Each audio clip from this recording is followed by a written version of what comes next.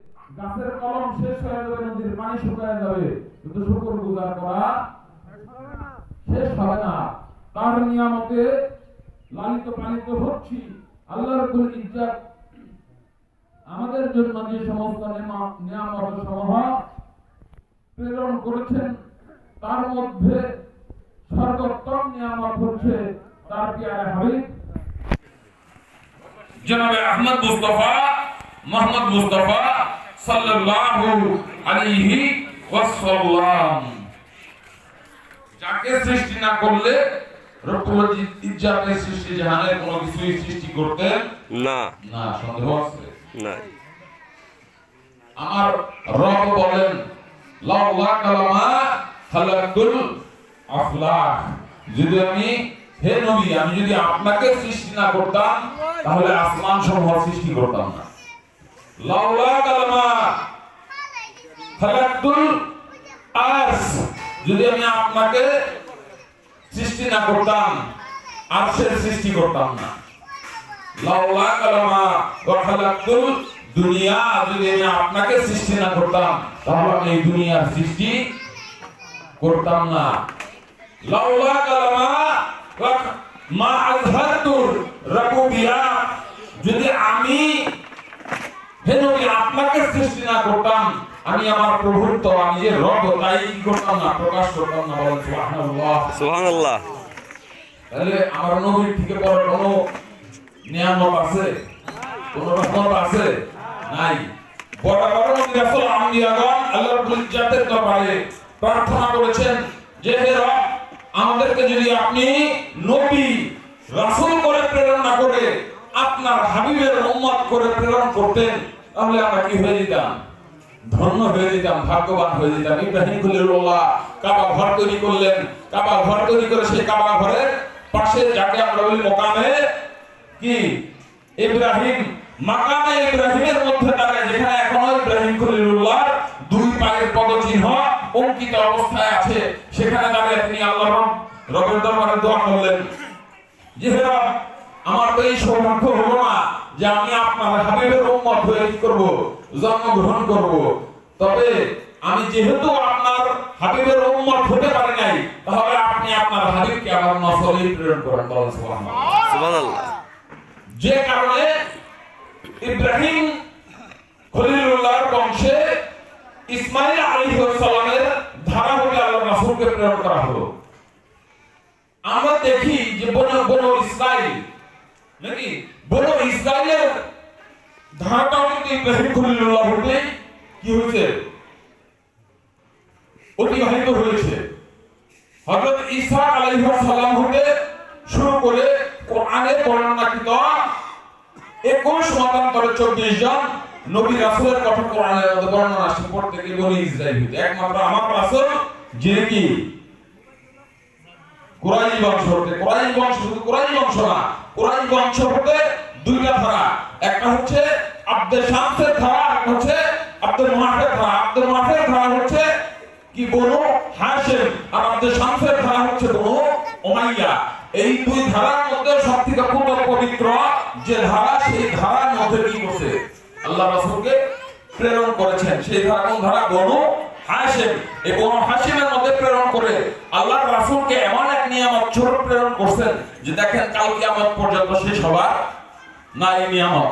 আল্লাহ রাব্বুল ইজ্জত কোরআনে কারিমের মধ্যে ডাক দিয়ে বলতেছে, ওয়া আরসালনাকা ইল্লা রাহমাতাল লিল আলামিন, হে নবী, আমি আপনাকে কি করেছি? রহমত হিসেবে প্রেরণ করেছি। তাহলে আল্লাহ রাব্বুল ইজ্জত যদি তার হাবিবকে, তার প্যারা মেহবুবকে যদি রহমত হিসেবে প্রেরণ করে থাকেন, আল্লাহ রাসূলের বিদায় তো হয়ে গেছে বাবা 1450 বছর হয়ে গেছে না? আমাদের কপালে রহমত বলতে আর কিছু নাই। রহমত তো চলে গেছে বাবা, চলে গেছে নাকি?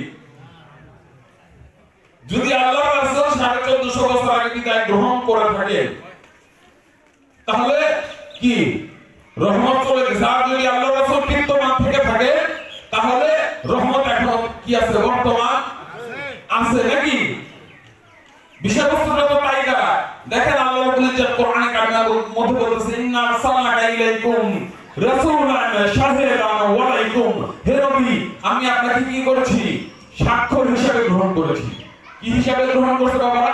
সাক্ষ্য হিসেবে। স্বাক্ষর হিসেবে গ্রহণ করছে। শাহেদ শব্দের অর্থ কি? অপরিবর্তনীয় সাক্ষী, যে সাক্ষী কখনো কি হয় না, পরিবর্তন হয় না।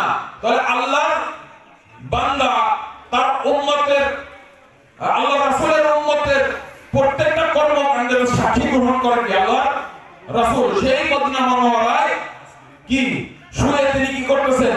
যাবতীয় তার উম্মতের কর্মকাণ্ড কি করতেছেন? অবলম্বন করতেছেন। তাহলে আমরা যে আজকে এই মজলিসে উপস্থিত হয়েছি, সবাই উপস্থিত হয়েছি না?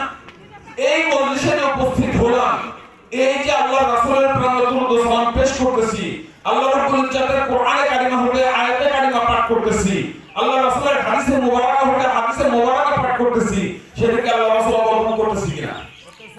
করতেছেন না? যে কারণে কোরআনের মধ্যে আল্লাহ রাব্বুল যে আয়াতে কারিমা অবতরণ করেছেন যে ইন্নাল্লাহা ওয়া মালাইকাতাহু ইউসাল্লুনা আলান নবী ইয়া আইয়ুহাল্লাযীনা আমানু সাল্লু আলাইহি ওয়া সাল্লিমু তাসলিমা। আমার আল্লাহ বলতেছে ইন্নাল্লাহা, আমি আল্লাহ, ইন্নাল্লাহা ওয়া মালাইকাতাহু, এবং মালাইকাতে জাতকে নিয়ে, সাল্লু আলাইহি ওয়া সাল্লিমু, আমি কি করতেছি? তার উপরে সালাম জানাইতেছি। ইয়া আইয়ুহাল্লাযীনা আমানু, হে আমানবগণ। এইখানে এসে দেখেন, আমরা এখানে যারা বসে আছি, আমরা কি মুসলমান নাকি? তার ঊর্ধ্বে আমরা নিজেদেরকে কি দাবি করি? ইনসান, মানুষ। মানুষ দাবি করি না? মানুষের মধ্যে সবাই কি মুসলমান? মানুষের মধ্যে খ্রিস্টান আছে, হিন্দু আছে, বৌদ্ধ আছে নাকি, জৈন আছে, ইহুদি আছে। এক একজন এক এক ধর্মে ধর্মান্তরিত হয়ে গেছে, এক একজন এক এক মতে মতান্তরিত হয়ে গেছে। সকলে কি আল্লাহর রাসূলের উপর দুরূদ ও সালাম ভেজে না? যে কারণে আল্লাহ এখানে কোরআনে কারিমের মধ্যে স্পষ্ট করে বলে দিয়েছে, ইয়া আইয়ুহাল্লাযীনা আমানু, হে আমানুগণ।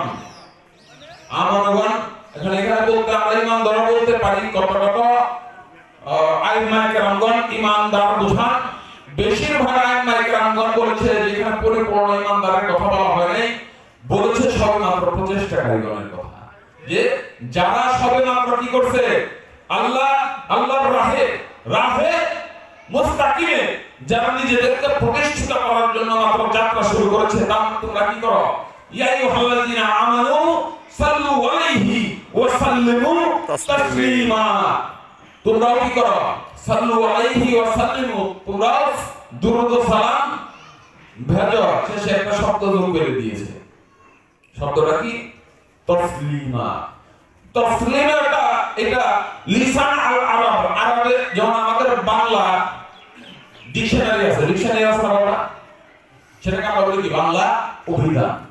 ইংরেজিতে ডিকশনারি আছে, সেটাকে আমরা কি বলি? সেটাকে বলি আমরা ইংরেজি অক্সফোর্ড ডিকশনারি। আর তদ্রূপ ভাবে আরবিতে একটা কি আছে? ডিকশনারি আছে, তাকে বলা হয়েছে কি? লিসানুল আরব, আরবের জবাব। লিসানুল আরব কিতাবের মধ্যে, ডিকশনারির মধ্যে এই তাসলিমা শব্দের অর্থ আসছে কি? অর্থ আসছে যে আদব এবং মুহাব্বত দুইটা একই শব্দ দ্বারা আল্লাহ বোঝাই দিয়েছে, যে সেখানে আদব থাকতে হবে এবং মুহাব্বত থাকতে হবে। তাহলে আসেন আমরা সকলে একত্রিত সেই আল্লাহর রাসূলের উপর মুহাব্বতের সহিত দুরূদ পড়ি, বলেন আল্লাহুম্মা সাল্লি